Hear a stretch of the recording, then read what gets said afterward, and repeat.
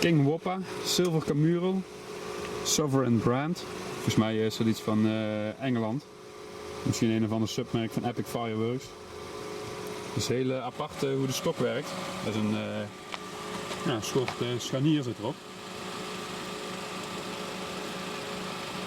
Wel slim bedacht van die Engelanders.